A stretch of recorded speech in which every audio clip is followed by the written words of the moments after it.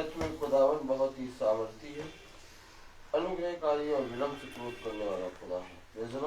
Praise the Lord. उसने हम सबको बहुत ही उत्तम दिन और बहुत पवित्र दिन दिया है ताकि हम हर समय उसके उत्तमता में और उसकी पवित्रता में बढ़ते जाएं। जब खुदा ने हमें और आपको ये समय दिया तो आइए हम सब मिलकर खुदा की स्तुति और महिमा में चलेंगे। आवाज देख लीजिए, सही आ रहा है भाई?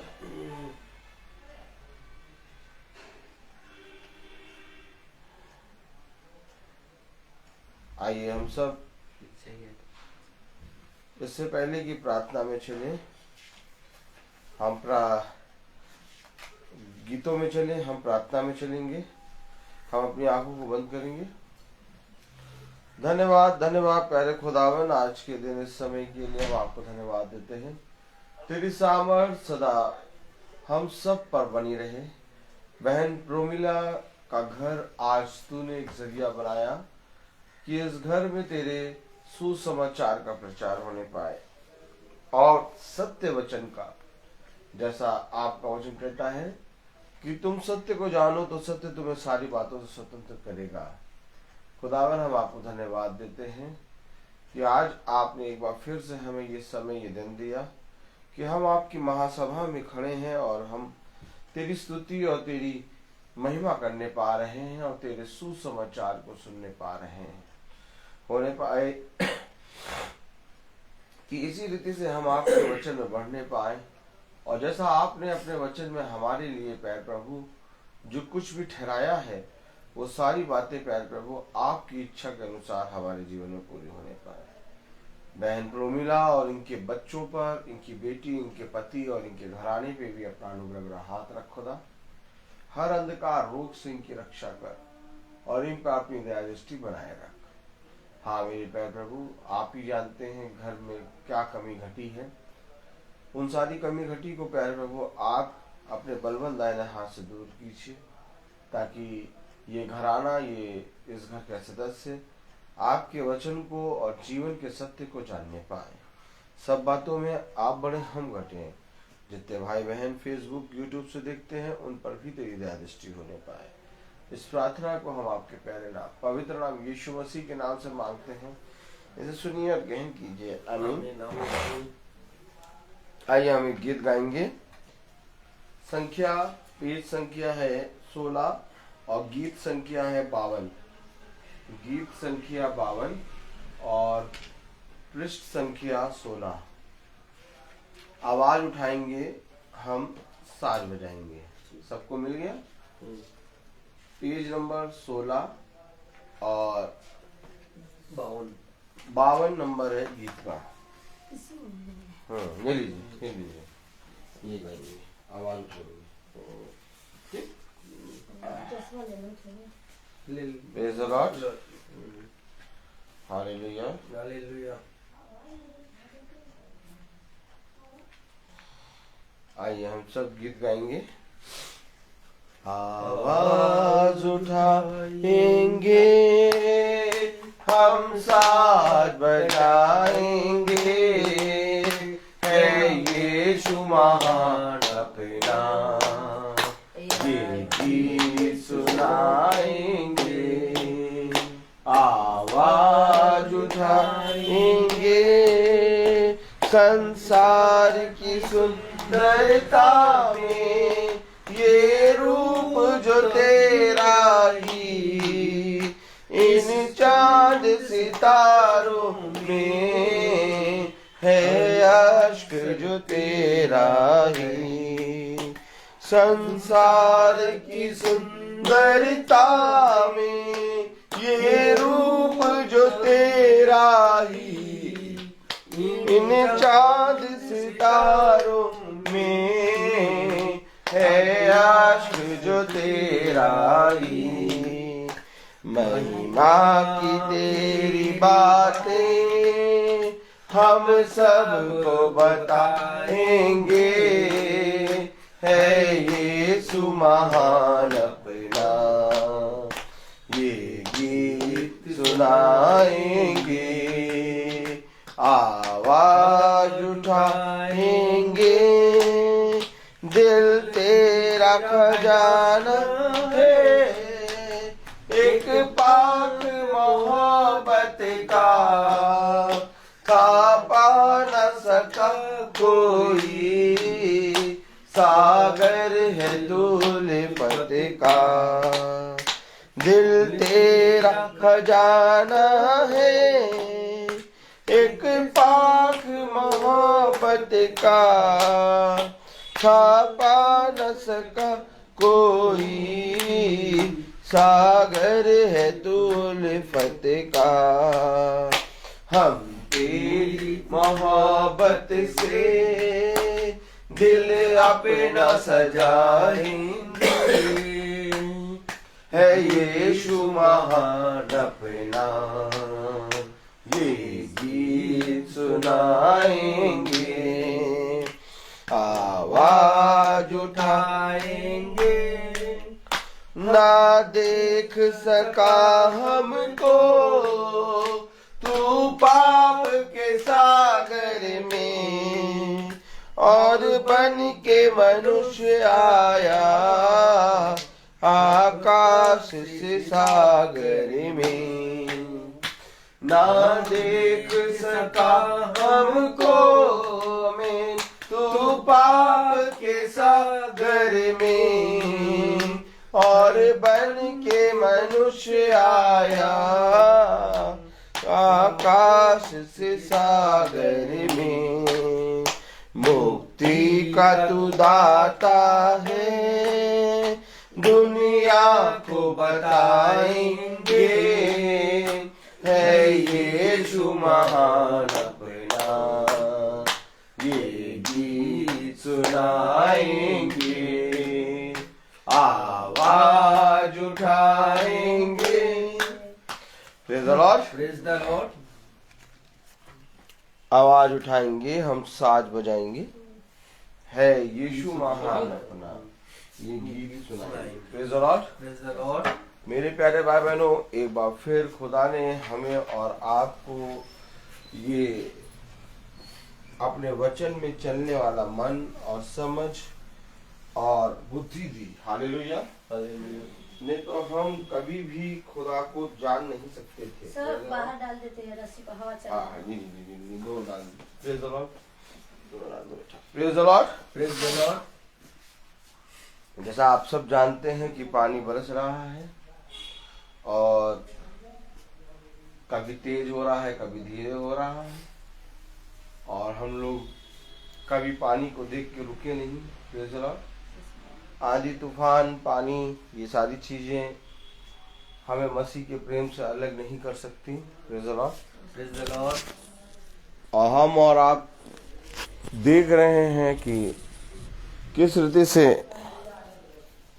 इस पानी बरसते में खुदा ने हमें और आपको वचन को सुनने के लिए और उसको सुनाने के लिए, उसको समझने के लिए एकत्रित किया। जब तक खुदा ना चाहे तब तक हम उसके वचन को सुन नहीं सकते हैं। Praise the Lord. Praise the Lord. खुदावन बहुत सामर्थी है, बहुत पवित्र है।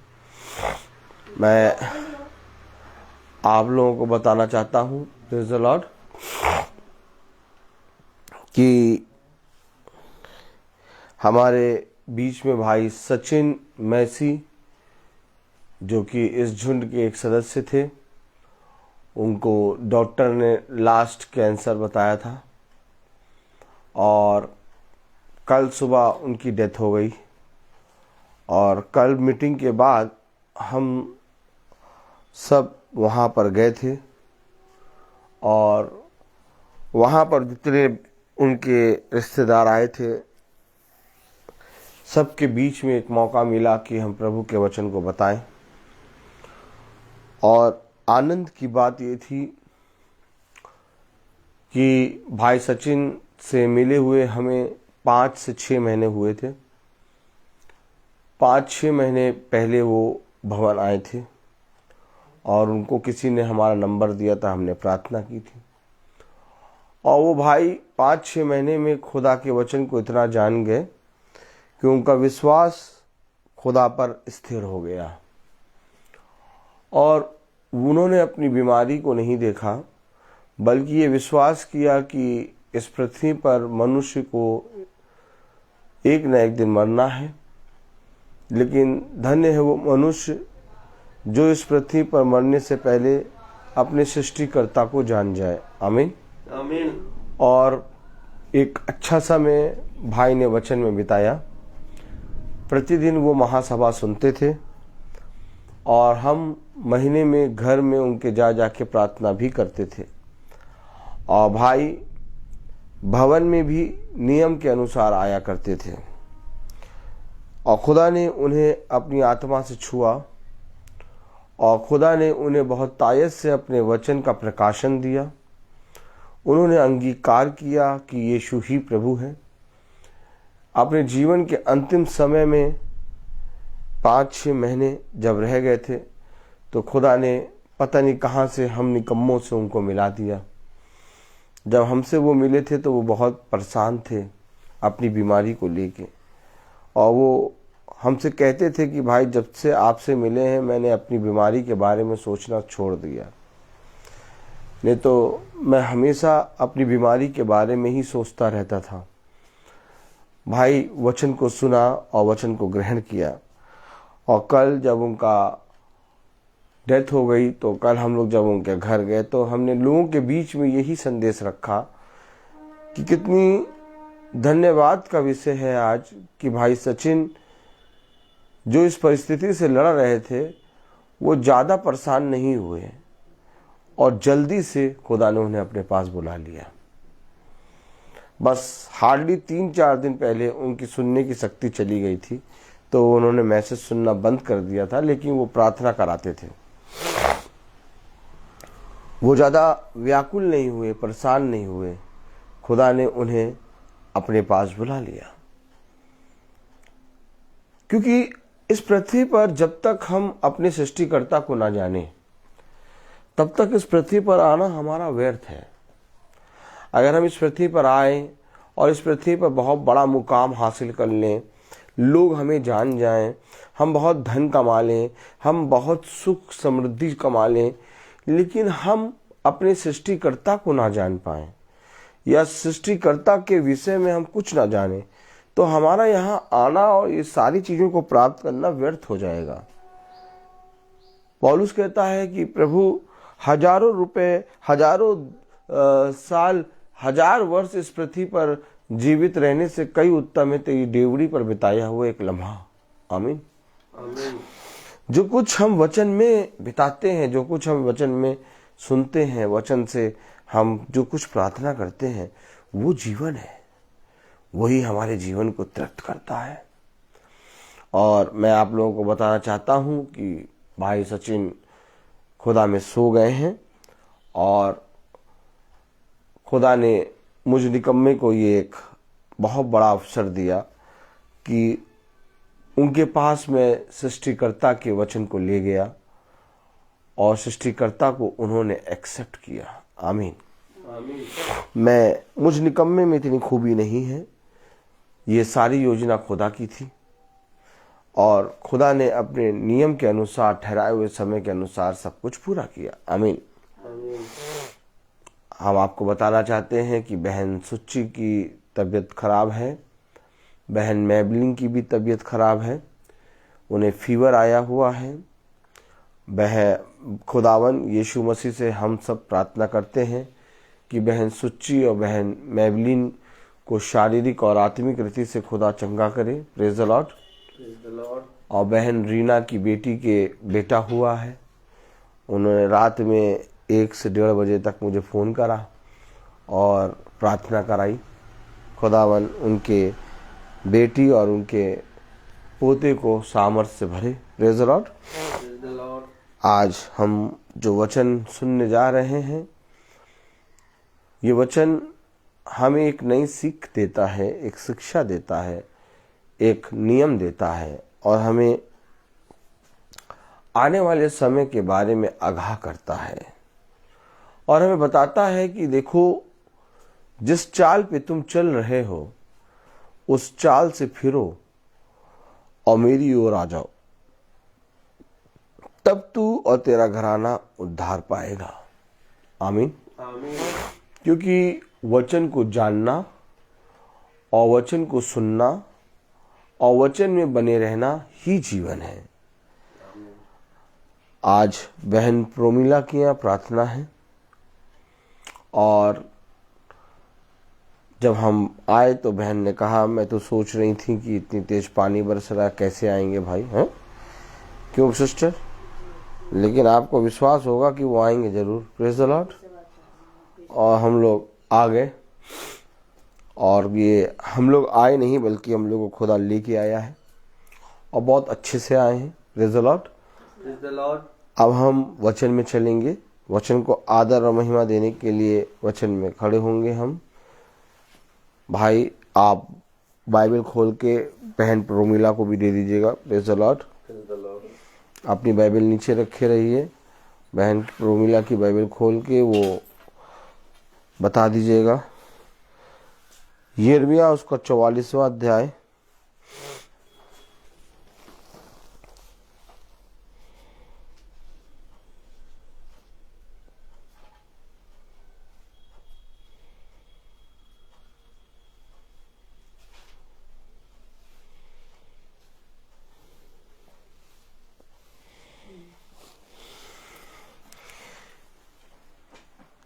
हाँ, यिर्मयाह 44 और उसकी 9वीं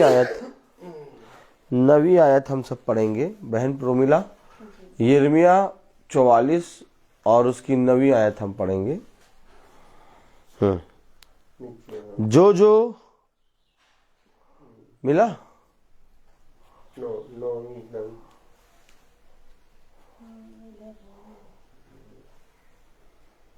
प्रेज द लॉर्ड।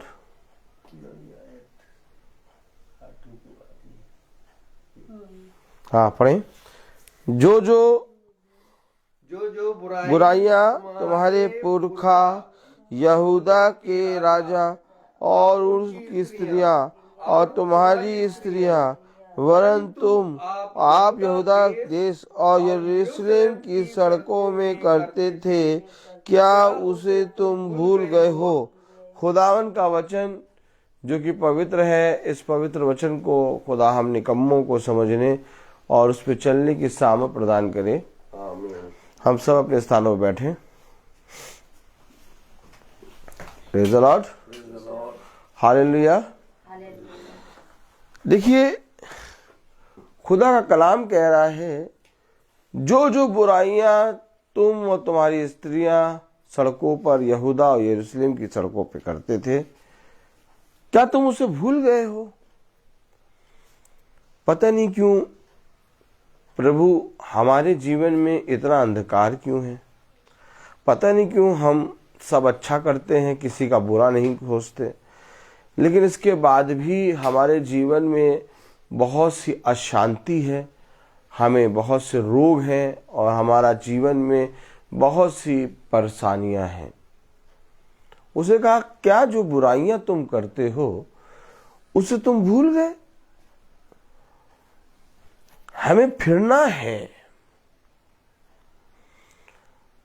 क्योंकि ये संसार हमें वह बातें सिखाता है जो हमें खुदा से दूर करने की और खुदा के समीप जाने की बातें इस संसार और संसार का कोई मनुष्य हमें नहीं सिखाता। Praise the Lord. आप समझ रहे हैं? ये संसार हमें खुदा से दूर करता है, अपनी चकाचौंध में ले जाता है, अपने धन का वैभव दिखाता है और बहुत बड़ी बड़ी लालच देता है ये संसार, और हमें खुदा के वचन से दूर करता है। इसलिए ना ये संसार और ना ये संसार के मनुष्य तुम्हें खुदा के पास ले जाएंगे। खुदा के पास कोई मनुष्य आपको नहीं ले जा सकता। खुदा के पास स्वयं खुदा का आत्मा आप और मुझको लाता है। आमीन। आमीन। आप सोचिए, क्या कभी हमने सोचा था कि हम यीशु मसीह के नाम से प्रार्थना करेंगे या यीशु मसीह को जानेंगे? हम तो अपने कामों में व्यस्त थे और संसार और संसार के लोगों के अनुसार अपने जीवन में सारे कामों को पूरा कर रहे थे। आमीन। और जब उन कामों को हम पूरा कर रहे थे तो हमने कभी ये सोचा भी नहीं था कि क्या जो काम हम कर रहे हैं वो हमें हमारी विपत्ति का कारण बनेगा। क्योंकि कह रहा है जो काम तुमने और तुम्हारी स्त्रियों ने यहूदा और यरूशलेम की सड़कों पर करा, जो बुराइयां तुमने की, क्या उसे तुम भूल गए। तो यानी कि हम कर क्या रहे थे। Praise the Lord. Praise the Lord. जब सूरज की पहली किरण आती है तो पृथ्वी पर के अंधकार को मिटाती है।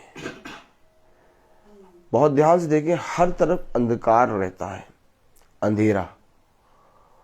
लेकिन जैसे ही सूरज की पहली किरण आती है, पहली किरण पड़ते ही सारे उजाला आ जाता है, अंधकार मिट जाता है। और ये प्रतिक्षण हर रात में और हर भोर में होता है। उसने कहा अगर तुम मुझे नहीं जानते तो कम से कम प्राकृतिक चीजों को देखकर अपने सृष्टिकर्ता को पहचान लो। ये आकाश, ये पेड़ पौधे, ये संसार क्या, एक एक जीव जंतु, पशु पक्षी, यहां तक कि नदियां, झरने, ये सब मेरी गवाही देंगे। अगर तुम निकल के अपने घर से संसार की प्राकृतिक चीजों से बातें करो तो ये तुम्हें मेरे वचन का बखान करेंगे। आखिर क्या कारण है कि घोर अंधकार होता है, रात्रि हो जाती है और जैसे ही सूरज की पहली किरण निकलती है वैसे उजाला हो जाता है। ठीक ऐसे ही हमारे जीवन में भी ये संसार और संसार की बुराइयां भरी रहती हैं और संसार के मनुष्य का एक स्वभाव भरा रहता है जो हमने लोगों को देख के सीखा है, जो हम लोगों को देख के करते हैं और हम उसी को खुदा मान लेते हैं। लेकिन जब खुदा की रोशनी अर्थात खुदा का सत्य, खुदा का प्रकाश हमारे अंदर आता है तो जिस चीज को, जिन बातों को हम अच्छा मानते थे, जिन बातों को हम सोचते थे कि हम अपने सृष्टिकर्ता को पूज रहे हैं, वो जब प्रकाश सृष्टिकर्ता का आता है तब वो हमें बताता है हम अंधकार में थे। क्या कह रहा, जो काम तुम और तुम्हारी स्त्रियां यहूदा और यरूशलेम की सड़कों में करते थे, जो बुराइयों को तुमने करा, क्या तुम उसे भूल गए। क्यों? क्योंकि वे कहने लगे हम मरे जा रहे हैं, हम पर विपत्तियां आ गई हैं, हम बहुत ज्यादा परेशान हो रहे हैं, हमारे जीवन में अंधकार बना रहता है, कोई आए और हमारे जीवन के अंधकार को दूर करे। आमीन आमीन। हम कैसे अपने जीवन में अपने खुदा के निकट जाएं? कैसे, आखिर कौन हमारे जीवन में आकर हमारे जीवन को ज्योति के मार्ग पर ले जाएगा? कैसे हम ज्योति में चले? क्योंकि हमारे काम निकम्मे हैं। कह रहा जो बुराइयां, जो इस यहूदा और यरूशलेम की सड़कों में तुमने और तुम्हारी स्त्रियों ने जो बुराइयों को करा, क्या तुम उसे भूल गए? क्या बुराइयां करी? आइए पढ़ें यिर्मयाह उसका 44वां अध्याय, यिर्मयाह उसका 44वां अध्याय और उसकी पहली आयत। सिस्टर पहली आयत पलटे पेज, इधर 44। हाँ, यिर्मयाह उसका 44 और उसकी पहली वर्ष पढ़ें जरा। जितने यहूदी, हाँ पढ़ें। जितने यहूदी लोग मिस्र देश में मिगदोल, तापाहेन और नोप नगरों और पत्रोस देश में रहते थे, उनके विषय यिर्मयाह के पास यह वचन पहुंचा। जितने लोग रहते थे, सुनिए जितने लोग रहते थे उनके विषय में यिर्मयाह के पास यहोवा का वचन पहुंचा। यिर्मयाह कौन? भविष्यवक्ता, प्रॉफिट। कौन? प्रॉफिट। अच्छा, ये यिर्मयाह कौन है? जैसे आज संसार में लोग सृष्टिकर्ता या देवी देवता को पूजने के लिए चांद तारे, पेड़ पौधे या मूर्तियां या किसी चीज को भी मान लेते हैं और पूजते हैं, तो खुदा इन सारी चीजों में अपने आप को नहीं डालता, क्योंकि खुदा जिंदा है। खुदा अपने लिए एक ऐसा घर लेता है जो जीवित हो। खुदा ने मनुष्य को अपने स्वरूप, अपनी समानता में बनाया और वो कहता है कि तुम मेरा मंदिर तुम हो। देखो, तुम अपने हाथ के बनाए मंदिर, चर्च, गुरुद्वारे, मस्जिद को साफ करते हो। तुम अपने हाथ के बनाए हुए ईंटे पत्थरों के बनाए हुए मंदिर, चर्च, गुरुद्वारे, मस्जिद को साफ करते हो। लेकिन जो मंदिर मेरा है, अर्थात तुम्हारी ये देह, इसको अशुद्ध करते हो। यिर्मयाह एक व्यक्ति है हमारे और आपके समान। जैसे मैं आपके घर में आके आज खुदा के वचन का प्रचार कर रहा हूं, आमीन आमीन। ऐसे ही यिर्मयाह भी एक व्यक्ति है जिसको खुदा ने चुना और अपना वचन यानी अपने शब्द यिर्मयाह के अंदर डाले। और यिर्मयाह के अंदर डालने के बाद यिर्मयाह के पास जो वचन पहुंचा, यिर्मयाह से कहा कि इन लोगों को मेरे वचन के बारे में बताओ। बोलता कौन है? बोलने की सामर्थ खुदा ने किसको दी? पेड़ पौधे खड़े रहते हैं, जीव जंतु बोलते नहीं है, भौंकते हैं, बातें नहीं करते। बात करने की सामर्थ किसमें दी? खुदा ने, मनुष्य ने।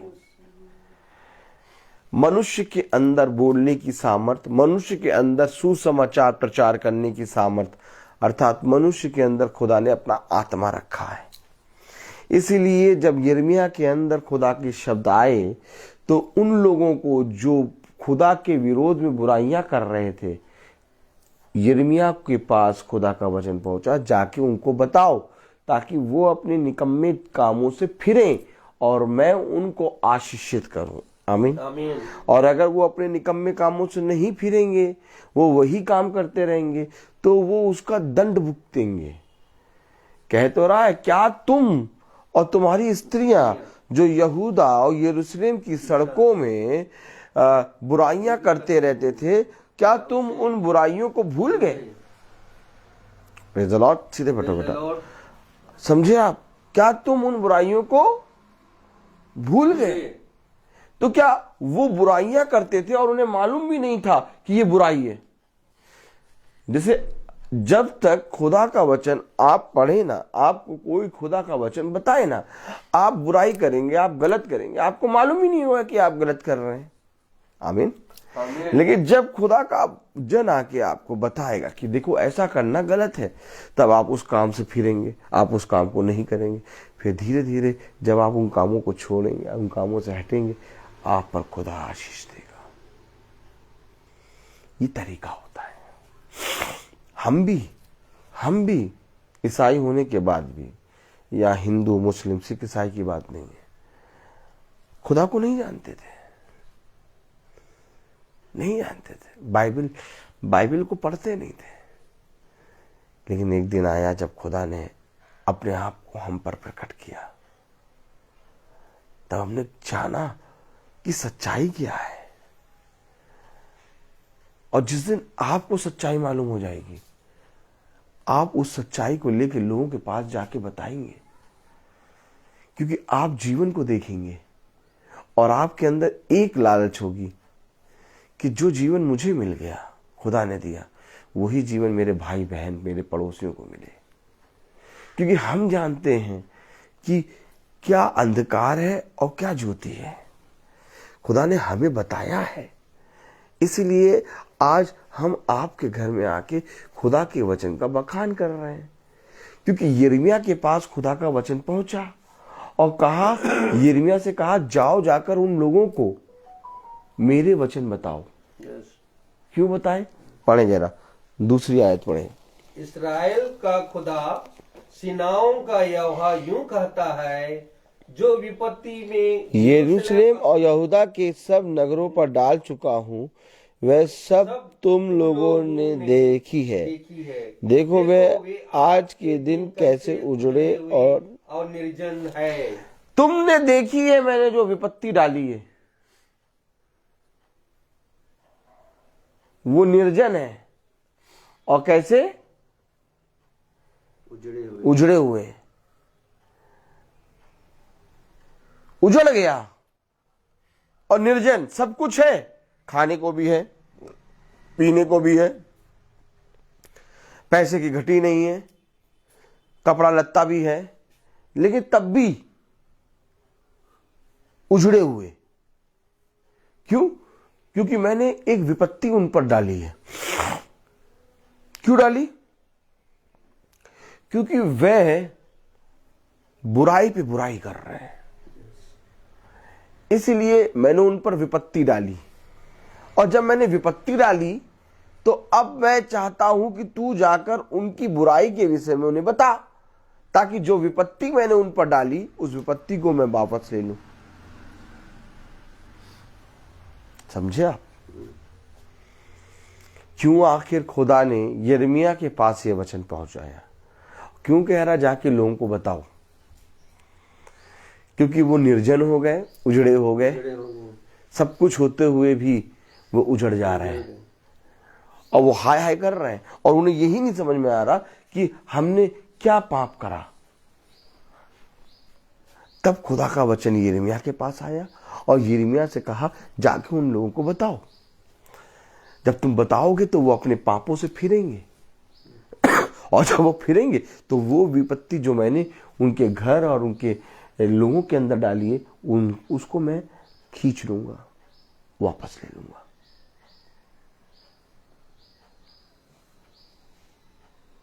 चाहिए जाके देखिए आप, महल जैसा घर बना हुआ लोगों के पास, एक कार नहीं, 4-4 5-5 गाड़ियां खड़ी हैं, और ऐसा कोई साधन नहीं है जो उनके घर में संसार का ना हो। एक एक संसार का साधन है और रुपए पैसा भरा पड़ा है, लेकिन परिवार के 4 या 5 सदस्य जो हैं वो आपस में प्रेम नहीं करते।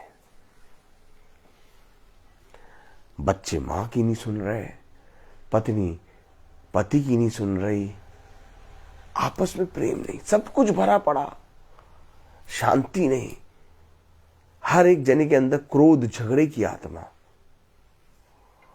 बच्चे इस रीति से अपनी मां से बोलते जैसे अभी मार डालेंगे मां को। पति अपनी पत्नी से ऐसे बात करता जैसे कि किसी शत्रु से बात कर रहा है।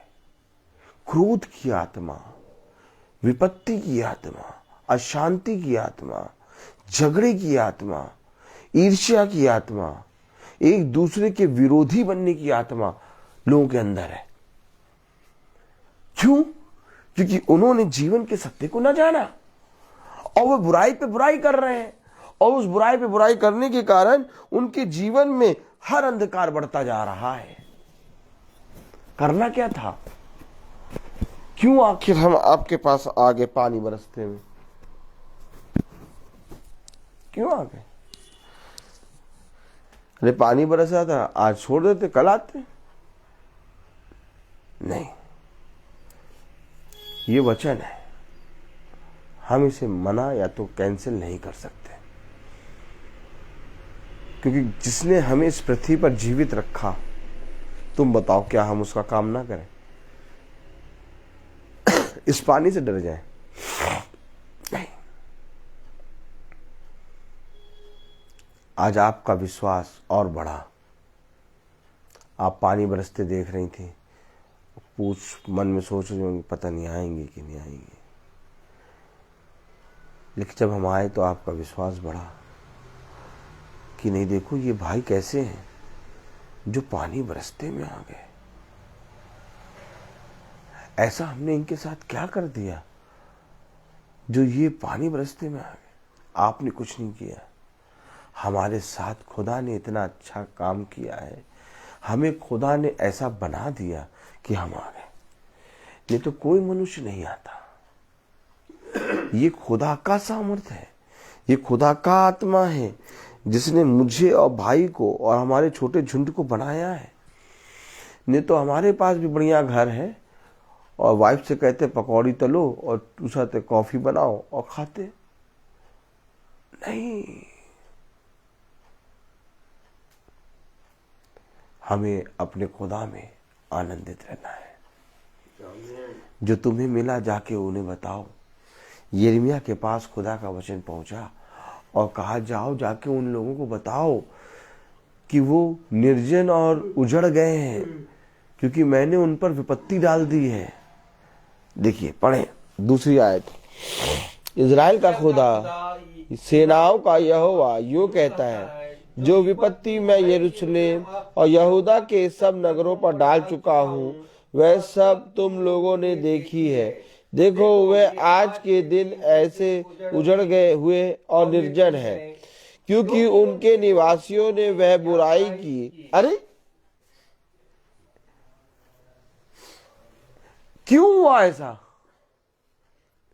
क्यों की? उनके निवासियों ने वो बुराई की जिससे उन्होंने मुझे रिस दिलाया। क्या पढ़े जरा रिस दिलाई। तीसरी आयत पढ़े सिस्टर। क्योंकि हाँ सिस्टर पढ़े तीसरी। क्योंकि उनके निवासियों ने वह बुराई की जिससे उन्होंने मुझे रिस दिलाई थी। अरे तो हम संसार और संसार के लोगों की सुनकर खुदा के विरोध में बुराई करते हैं। मैंने क्यों उन पर विपत्ति डाली? जाके बताओ वो अपनी बुराई से फिरे ताकि वो विपत्ति में उनसे खींच लूं और उन्हें आशीषित करूं। मैंने क्यों उन पर विपत्ति डाली? क्योंकि उन्होंने और उनके निवासियों ने मेरे विरुद्ध बुराई करी और मुझे रीस दिलाई, यानी क्रोध। क्या हम खुदा को क्रोध दिलाकर, क्या हम खुदा के अगेंस्ट जाकर अपने जीवन या अपने बच्चों के जीवन को या अपने घर के जीवन को बना सकते हैं? नहीं। कोई मनुष्य खुदा के विरोध में खड़े होकर अपने जीवन को और अपने बच्चों को, जीवन को, अपने घर को बना नहीं सकता, क्योंकि आपको बनाने और आपके जीवन को बनाने, आपके घर को बनाने का काम खुदा का है। खुदा ना करे कि ऐसा कभी हो कि हम खुदा के अगेंस्ट खड़े हो जाएं। सारी विपत्ति से खुदा बचाता है। आमीन आमीन। अगर हम खुदा के अगेंस्ट खड़े हो गए, अगर हम ही खुदा को रीस दिलाने लगे, अगर हम ही खुदा को क्रोध दिलाने लगे, तो आप बताइए कि हमें फिर कौन बचाएगा? आप समझ रहे हैं क्यों ये सारी चीजें हो रही? जाने अनजाने में हम खुदा को क्रोध दिला रहे हैं, रीस दिला रहे हैं। इसलिए वो कह रहा, जो विपत्ति मैंने उन पर डाली उसमें वो उजड़ गए और निर्जन हो गए। जाओ जाके उन्हें बताओ। तीसरी आयत पढ़े। तीसरी आयत। क्योंकि उनके निवासियों ने वह बुराई की जिससे उन्होंने मुझे रीस दिलाई थी। क्या बुराई की? वह बुराई की जिससे उन्होंने मुझे रिस दिलाई थी। वे दूसरे देवताओं के लिए धूप जलाते थे और उनकी उपासना करते थे, जिन्हें ना तो तुम और ना तुम्हारे पुरखा जानते थे। कोई नहीं जानता कि वो है भी कि नहीं। दूसरे देवी देवताओं के लिए धूप जलाना, रीस दिलाई। कह रहा उन्होंने उनके लिए धूप जलाई जिन्हें ना वह जानते थे ना उनके पुरखी जानते थे, क्योंकि जो है ही नहीं। कथा कहानी किससे हैं ये सब। और आज क्या कर रहा मनुष्य, जा जाके ऊंची ऊंची चोटियों पर जा जाके धूप जला रहा है और इन कामों से कह रहा खुदा उन्होंने मुझे रीस दिलाई, उनकी बुराई, उनकी स्त्रियों की बुराई मेरी नजर में बढ़ गई। देखो वे मुझे रीस दिलाते हैं, क्रोध दिलाते हैं, इसलिए मैंने उन पर यह विपत्ति डाली। मैं उन्हें विपत्ति से बचाता हूं और वो विपत्ति में पड़ते हैं। हमें खुदा पर भरोसा रखना है। हमें वह काम नहीं करने जिन कामों से सृष्टिकर्ता क्रोधित हो। अगर सृष्टिकर्ता क्रोधित होता है तो हम अपने जीवन में कैसे बढ़ेंगे, कैसे अपने जीवन को जीवन में बढ़ाएंगे। खुदा से बलवा करके कोई मनुष्य जीवित नहीं रहा। खुदा है जो रोग को चंगा करता, खुदा है जो मनुष्य की सांसों को बढ़ाता है। जब हम बिछौने पे जाके सोते हैं ना रात में, तो हम मृत्यु की अवस्था में हो जाते हैं। हमें नहीं मालूम होता कि हमारी सांसें कैसे चल रही हैं, हमारा शरीर कैसे पड़ा है। हम सोते हैं ठीक उसी तरीके से सोते हैं जैसे कोई मुर्दा सो रहा है, लेकिन उस समय वो हमारे शरीर को सामर्थ्य से भरता है, क्योंकि सुबह भोर में वो हमें उठाता है। और जब हम बिछौने से उठ के जमीन पे पैर रखते हैं, उसकी सामर्थ्य होती है।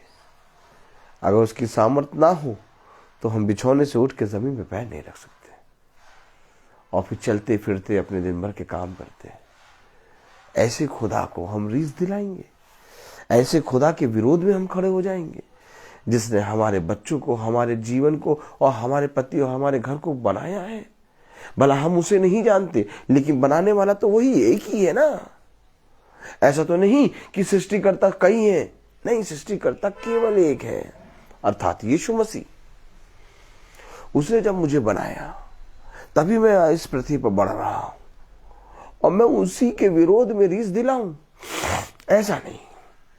और ऐसा नहीं है कि आप जब विपत्ति में पड़ रहे हैं और आप गलत कर रहे हैं तो खुदा समय पर अपने दास को नहीं भेज रहा। देखिए, समय पर अपने दास को भेज रहा है ताकि तुम उस निकम्मे कामों से सुधर जाओ। इसका मतलब खुदा आपसे प्यार करता है। इसका मतलब खुदा ने आपके घर को, आपके जीवनों को आपको चुन रखा है।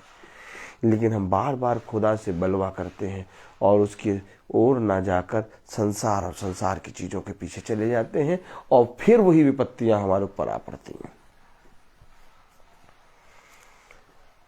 अब आप बताइए, जिस खुदा से मैं आपके लिए प्रार्थना करता हूं, उस खुदा को अगर आप रीस दिला रहे हैं, क्रोधित कर रहे हैं, तो क्या मेरी प्रार्थना जो मैं उस खुदा से कर रहा हूं कि बहन प्रोमिला उनका घराना बढ़ रही और बहन प्रोमिला उनका घराना खुदा को रीस दिला रहा है, आप बताइए मेरी प्रार्थना स्वीकार करेगा खुदा? नहीं करेगा। यही बात है, मैं आपको बताता हूं कि सिस्टर जो मेरी प्रार्थना है वो भी प्रार्थना करना व्यर्थ हो जाएगा। क्योंकि अगर हम सृष्टिकर्ता को रीस दिलाएंगे, अगर सृष्टिकर्ता को क्रोध दिलाएंगे, तो कौन मनुष्य है जो हमारे लिए प्रार्थना करेगा? भाई, प्रार्थना तो मैं यीशु मसीह के नाम से ही करता हूं ना। और वो तो कह रहा है कि तुमने मुझे रीस दिलाया। तीसरी आयत पढ़े, उंगली रख के पढ़े, कस के पढ़े, प्रोमिला सिस्टर कस के पढ़े। क्योंकि उनके निवासियों ने यह बुराई की जिस जिससे उन्होंने मुझे रीस दिलाई थी, वे जाकर दूसरे देवताओं के लिए धूप जलाते थे और उनकी उपासना करते थे, जिन्हें ना तो तुम और ना तुम्हारे पुरखा जानते थे।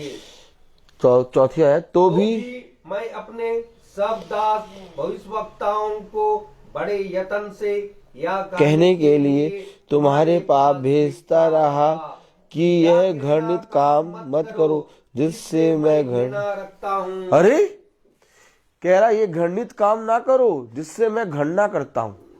और तुम्हारे पास में क्या किसको भेजता रहा? अपने दास भविष्य। देखिए जो वचन में लिखा है आपके सामने है, एज इट इज है, आप मना नहीं कर सकते, है ना।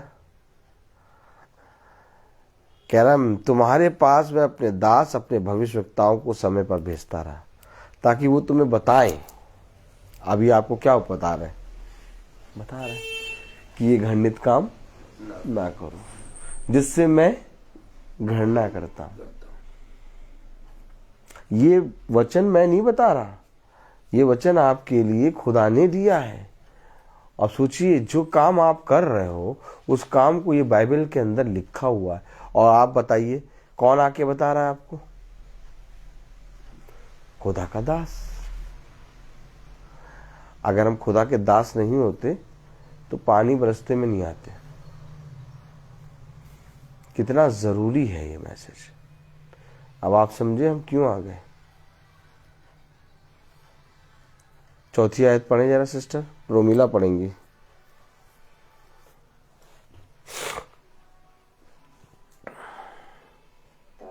तो भी मैं अपने सब दास भविष्यवक्ताओं को बड़े यत्न से यह कहने के लिए तुम्हारे पास भेजता रहा। आपके पास भेजे गए ना, आए ना, बड़े यत्न से भेजा गया है। हम आपको जानते नहीं, आप भी नहीं जानते, लेकिन पता नहीं कहां से खुदा ने यत्न करा और एक जरिया बनाया बहन मैबलिन को, और यहाँ पर हमको भेजा, आपने यत्न से भेजा। देखिए कह रहा है, पढ़े जरा, बड़े यत्न से तुम्हारे पास भेजता रहा कि यह घृणित काम मत करो जिससे मैं घृणा रखता हूँ। क्या करें भैया, सब बीमारी, सब रोग, सब तेरे मेरे की दुष्ट आत्मा हमारे घर में आ गई। नहीं चाहता खुदा कि तुम्हारे घर में ये आत्माएं रहें, इसलिए समय पर आके वो अपने भविष्यवक्ताओं दासों के द्वारा तुम्हें ये बातें बता रहा है। इन घृणित कामों को ना करो, प्रभु के प्रति ईमानदार बनो। जिस दिन तुम प्रभु के प्रति ईमानदार बन गए, तुम्हारा घराना, तुम्हारा घर बदल देगा। वो कोई मनुष्य नहीं बदल सकता, ना स्वयं तुम बदल सकती हो। बदलने वाला खुदा है, और ना ही मैं आपके लिए प्रार्थना करूंगा तो आपका घर बदल जाएगा, जब तक आप विश्वास नहीं करेंगे। उसने कहा देखो, इससे पहले कि तुम मेरे पास आओ, तुम ये विश्वास करो कि मैं हूं। एक अविश्वासी के लिए कुछ भी नहीं होगा, परंतु एक विश्वासी के लिए सब कुछ संभव है। जब तक तुम सृष्टिकर्ता पे विश्वास नहीं करोगे, तब तक तुम्हारे लिए कुछ भी नहीं हो सकता। और जिस दिन तुमने सृष्टिकर्ता पे विश्वास कर लिया, उस दिन तुम और तुम्हारा घराना उद्धार पा जाएगा। कुछ नहीं है संसार में, हर तरफ झूठ ही झूठ है। हर एक जना एक दूसरे के विरोध में बोलता है, हर एक जना एक दूसरे की बुराई करना चाहता है, हर जना एक दूसरे को मारना चाहता है। प्रेम है ही नहीं। ऐसे संसार में हम प्रेम कैसे ढूंढे? संसार में प्रेम नहीं मिलेगा, क्योंकि संसार से प्रेम उठ चुका है। प्रेम मिलेगा तुम्हें वचन में, प्रेम मिलेगा तुम्हें सृष्टिकर्ता के पास। इसलिए उसने कहा मेरे निकट आओ, मेरे पास आओ, मेरी सुनो, कान लगाओ, तब तुम जीवित रहोगे। प्रेम कहीं नहीं मिलेगा, प्रेम मिलेगा वचन में, खुदा के वचन में। देखो कितनी वो बातें जो तुम्हारे जीवन की हैं, वो बातें इस वचन से मैं आपको पढ़ा रहा हूं। और आप एक भी बात कह नहीं सकते कि भाई झूठ है। बात वही है जो लिखी है। क्यों? क्योंकि ये सत्य है। हो सकता है मैं झूठ हूं, लेकिन ये झूठ नहीं। इसलिए मैं पढ़वा रहा हूं आपको उंगली रख के, क्योंकि मेरी बातों पे कभी विश्वास ना करना। मैं भी मनुष्य हूं, हो सकता है आज सही बोलूं, कल झूठ बोलूं। इसलिए किसी भी मनुष्य की बातों पे विश्वास ना करो, बल्कि संपूर्ण मन से यहोवा पर, यीशु मसीह पर विश्वास करो। जिस दिन इस वचन को तुमने अपने जीवन का आधार बना लिया, जिस दिन तुमने इस वचन को अपना जीवन मान लिया, आप क्या सोचते हैं? भाई इधर देखें, आप क्या सोचते हैं? जीवन ये है? जीवन ये है। और जो कोई जीने की इच्छा रखता है, जो कोई जीवन की इच्छा रखता है, वो मेरे पास है। ये तो मृत्यु है, ये तो मृत्यु है। शरीर गिरेगा, ये मृत्यु है। मांस और लहू स्वर्ग के राज्य में नहीं जा पाएंगे, ये मृत्यु है। जीवन ये है। हम सोच रहे हैं ये जीवन है। इसमें असाध्य रोग है, इसमें बुराइयां हैं, इसमें छल है, कपट है, हम हर समय बुराई करता रहता है। मृत्यु, इसमें जीवन है। ये जब आता है तो इसके अंदर की सारी गंदगी को, हर अंधकार को, अर्थात ज्योति, उसने कहा आई एम द लाइट, उसने कहा मैं संसार की ज्योति हूं। ये ज्योति जब इसके अंदर आती तो इसके अंदर का अंधकार मिटता है और तब जीवन मिलता है। आज हम आनंदित होकर क्यों चल रहे हैं? आज हमें ये विश्वास क्यों है कि भाई सचिन मैसी खुदा के वचन को जान गए? हम आनंदित हैं। भाई को ज्यादा परेशानी नहीं हुई, भाई को खुदा ने शांति दी। हम क्यों आनंदित हैं? क्योंकि जो वचन हमने आपको बताया वो सत्य है, और जो कोई इस पर विश्वास करेगा वो उद्धार पाएगा। हमारे पास ऐसी ना खूबी है ना लियाकत कि 4 या 5 महीने में मरने वाला व्यक्ति हमारे पास आके प्रभु के वचन को सुन ले और वो जीवन उसका बदल गया। खुदा किसी और के पास, धर्मी मनुष्य के पास, हमारे पास क्यों भेजा प्रभु ने? क्योंकि तुम्हारे पास जीवन की बातें हैं, तुम्हारे पास खुदा का वचन है। हम आपके घर क्यों आ गए? आपने कभी हमें नहीं जाना? जाइए, जाके देखिए, आपके रिश्तेदार बहुत कोशिश करते हैं आपके घर आने की, लेकिन आते नहीं, दूर है, धूप बहुत तेज है, पानी बरसने लगा। तो जब रिश्तेदार नहीं आ पा रहे तो मेरा और आपका तो कोई नाता ही नहीं, तो मैं कैसे आ गया पानी बरसते में? मैंने बड़े यत्न से तुम्हारे पास अपने दास और अपने भविष्यवक्ताओं को भेजा, ताकि वो जो तुम्हें बताएं तुम उसे सुनकर अपने निकम्मे कामों से फेरो, उन घृणित कामों को जिसे तुम करते हो। समय समय पर मैंने तुम्हारे पास अपने दास और अपने भविष्यवक्ताओं को भेजा है। ये वचन है। आज भला तुम इसे स्वीकार ना करो, लेकिन कल तुम्हें इसको स्वीकार करना पड़ेगा, क्योंकि आज तो एक दास बता रहा है, कल तुम्हारे सामने साक्षात यीशु मसीह खड़ा होकर तुमसे पूछेगा कि तुम बताओ, मैंने समय पर तुम्हारे पास अपने दास भेजा था, उससे तुम्हें बताया, तुम अपने निकम्मे कामों से क्यों नहीं फिरे? देखो, जैसे तुम अपने निकम्मे कामों से नहीं फिरे, तुमने वही करा, अब तुम्हारे लिए आग की झील रखी जाओ। लेकिन अगर फिरे, अगर तुम्हारे पास मैंने अपने दास को भेजा और तुमने उसकी सुनी, और जैसा उसने मैंने तुमसे कहा वैसा तुमने किया, इसलिए तुम मेरे प्रिय दास हो, मेरे प्रिय पुत्र पुत्री, आओ स्वर्ग के राज्य में राज्य करो। ये है तरीका, और कुछ नहीं है सिस्टर तरीका। कुछ नहीं है, ना कोई धूप बत्ती है, ना कोई माला है, ना कोई आग है, ना कोई तंत्र है, ना कोई मंत्र, कुछ नहीं। खुदा एकदम शब्द है, क्योंकि शब्द आत्मा है। सब बेवकूफ बना रहे हैं, सब पैसा कमा रहे हैं, कुछ नहीं, ना कोई लड्डू, ना कोई पट्टे, ना कोई तिलक, ना कुछ। देखिए कितनी सच्चाई की बातें आपको पता चल रही, आपके जीवन की बातें, वे बातें जो आप कर रहे हैं, वो वचन बता रहा।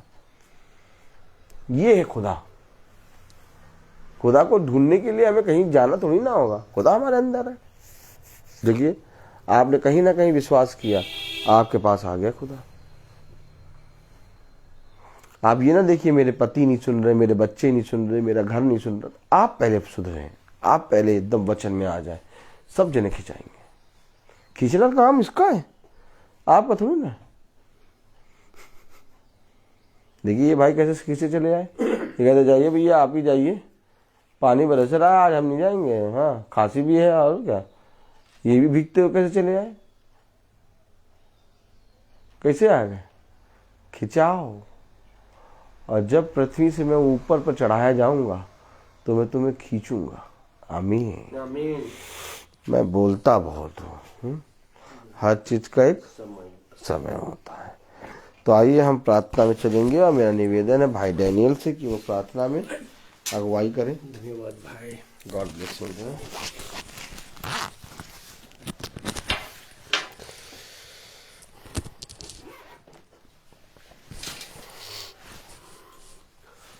चलिए हम लोग प्रार्थना करें, अपने आंखों को बंद करें। धन्यवाद खुदा, धन्यवाद, तेरी स्तुति हो, तेरी महिमा हो, तेरी जय हो खुदा। धन्यवाद देते हैं खुदा, और इस महासभा को इस घर में रखा खुदा, आपकी इच्छा के अनुसार खुदा, आपकी बुलाहट के अनुसार खुदा हम लोग यहाँ एकत्रित हुए खुदा। अब इसके लिए आपको धन्यवाद देता हूँ, धन्यवाद देता हूँ खुदा, जिस इस घराने के हर एक जन के जिसके आपका यह दरवाजा, अपने दरवाजा खोला है खुदा, या इसके आपका वचन के लिए खुदा, इसके लिए ये वचन आपका शब्द है जो हमारे लिए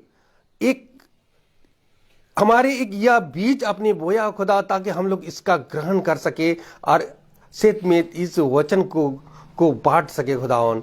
हम खुदावन ये तेरी शिक्षा जो आत्मा और जीवन है खुदावन, और तेरा जो शब्द है आत्मा और जीवन का संदेश है खुदावन। खुदावन जो इस घर में आपका बीज जो बोया है खुदावन, उसको हम लोगों को या इस घराने के लोग को ये अनुग्रह के साथ ग्रहण कर सके खुदावन, ताकि ये सेत में आपका वचन में बने रहे खुदावन।